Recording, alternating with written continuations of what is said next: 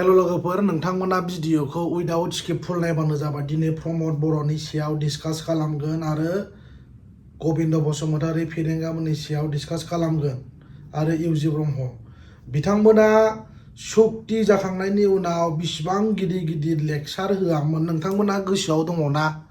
BTR agreement जाखांनायनि उनाव जोंहा गोबां पावार फांसन जों मोननो हाबाय, मोर फाइनेंशियल, मोर एडमिनिस्ट्रेटिव, मोर पावारफुल होननानै बिथांमोना बुंदोंमोन।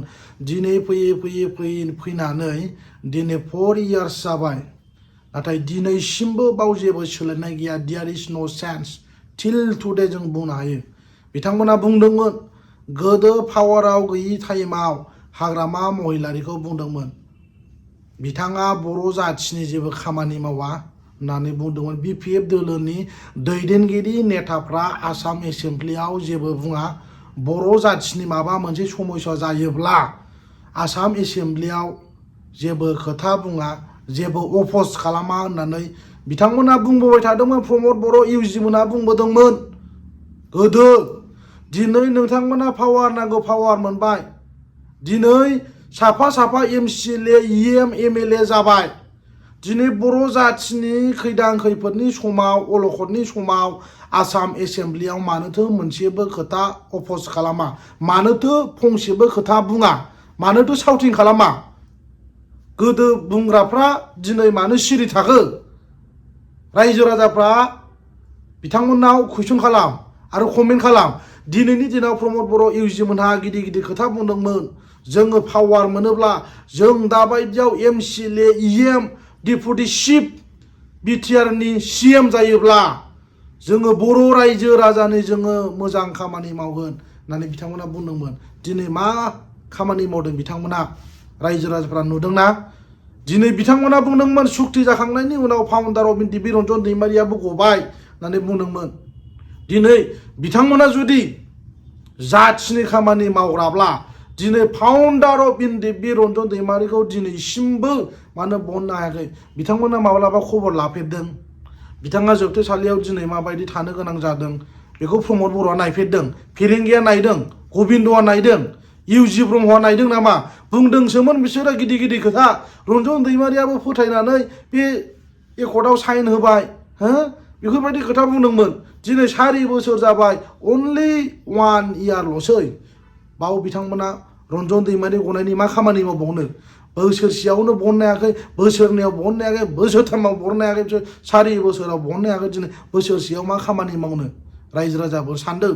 दिस इज भेरि आनफर्चुनेट, दुखुनांथाव। दिनैनि दिनाव बिथांमोना गावसोरखौनो लिडारगिरि देखायो। सोरबा एमसिएलए इएम जानानै दिनै बर' जाथिनि मोजां खामानि मावगोन होननानै बुंदोंमोन। दिनै बिथाङा दिनै माबायदि थासारियाव दं?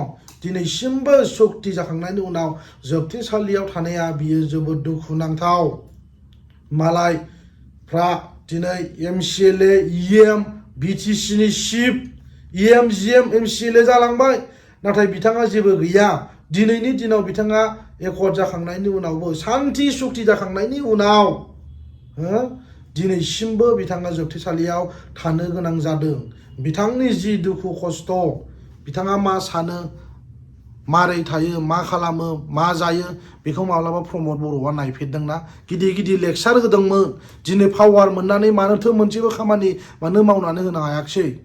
उन्नयननि खामानिखौथ' जेबो मावनो हायाखै।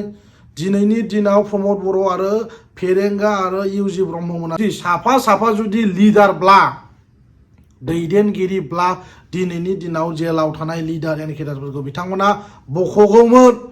आरो मोनसे टाइमाव बुंदोंमोन आबसुनि मानसिफ्राबो रन्जन दैमारिखौ सख'नायनि जेलनिफ्राय उदां अख्राङाव लाबोनायनि थाखाय जों दुलाराय बर' फरायसा आफादा खामानि मावगासिनो दङ होननानै बुंदोंमोन। इनिसियेटिभ लादों होननानै बुंदोंमोन। प्रमद बर'आबो सावरायगासिनो दं होननानै बुंदोंमोन। नाथाय दिनै सावरायदोंब्ला दिनै मानो गवासै? बेबायदि बुंबाय थानाय समावनो गबिन्दआ बुंबाय रन्जन दैमारिया अलरेडि कनभिक्टेडखा, बे एकर्डजों जेबो सोमोन्दो गैया, जेबो रिलेटेड गैया। सोरनि थाखाय पिस एकर्ड जाखो?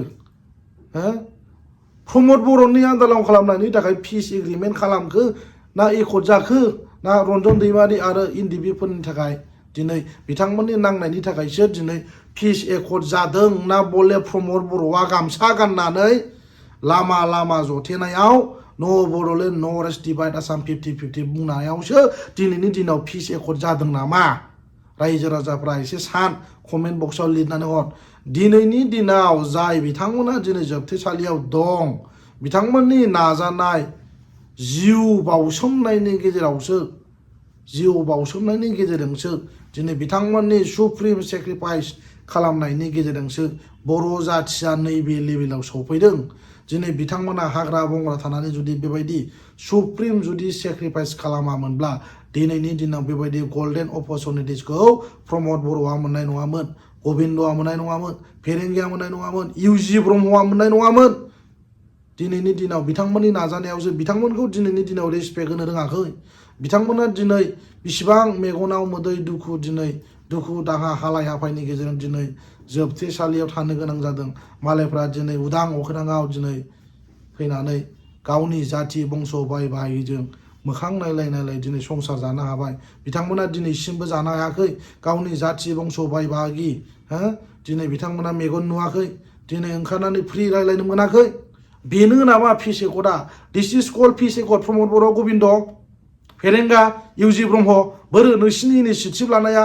माथो 5 बोसोरनि गेजेरावनो बयबो समान जाजोबगोन बयनिबो केसा जोबगोन बयबो इकुवेल जागोन होननानै बुंनाया गासिबो बेकार दिनै फैयै ग्रेजुवेटलि जों नुनो मोनबाय प्रमद बर'नि जि खोथा बुंनाय जि समायखिरा लानाय गासिबो दिनै फैनानै आनएक्सपेक्टेड जाबाय रायजो राजाफोर जेरैबायदि इन्डिबिफ्राबो दिनै एक्सपेक्ट खालामदोंमोन बे एक्सपेक्ट खालामनाया दिनै गासिबो बेकार जाबाय आरो रायजो राजाफ्रा जेरैबायदि माने आसा खालामदोंमोन सिमां मिजिं लानानै इउपिपिएलखौ सापर्ट खालामदोंमोन दिनै फैयै रायजो राजा बुजिबाय गमामायैनो दिनैनि दिनाव प्रमद बर'आ गावनि लाबालाबनि थाखायल' दिनै आन्दालन खालामबोदोंमोन आरो बिटिसिनि चिफ जादों होननानै दिनै बुंदों ओंखायनो रायजो राजाफ्रा हाग्रामा महिलारि बिथाङानो मोजांमोन होननानै दिनैनि दिनाव बुंदों बे आं बुंनाय नङा जायनि थाखाय दिनै रायजो राजाफ्रा डे बाय डे दिनै बिपिएफ पार्टियाव जयनिं जादों मानो जयनिं जाखो जुदि नोंथाङा मोजां जुदि खामानि मावोमोनब्ला दिनैनि दिनाव रावबो नोंखौ फेजेननो हानाय गोहो पावार रावनावबो थानाय नंलामोन प्रमद बर' नोंनो थैजासिम बिटिसिनि CM जागौमोन नाथाय बेफोरबायदिखौ नोङो मानो गोरोन्थि खालामनानै मानो लाखो दिनै पिस एकर्ड जाखांनायनि उनाव लगे जुदि रन्जन दैमारिया जुदि गयोमोनब्ला नट अनलि रन्जन दैमारि जेलाव थानाय लिडार्स एन्ड केडार्सफ्रा गयोमोनब्ला दिनैनि दिनाव ओरैबायदि बाख्नायगौमोन येस दिस इज पिस एकर्ड होननानै बुंगौमोन मोजां एकर्ड खालामबाय प्रमद बर'आ होनना बुंगौमोन नाथाय दिनै मा बुंखो रायजो राजाफ्रा जायनि थाखाय दिनै प्रमद बर'खौ क्रिटिसाइज खालामो स' रायजो राजाफ्रा कनसियासनेस एबा सांग्रां जानाया मोजां लोगोफोर थेंक इउ स' माच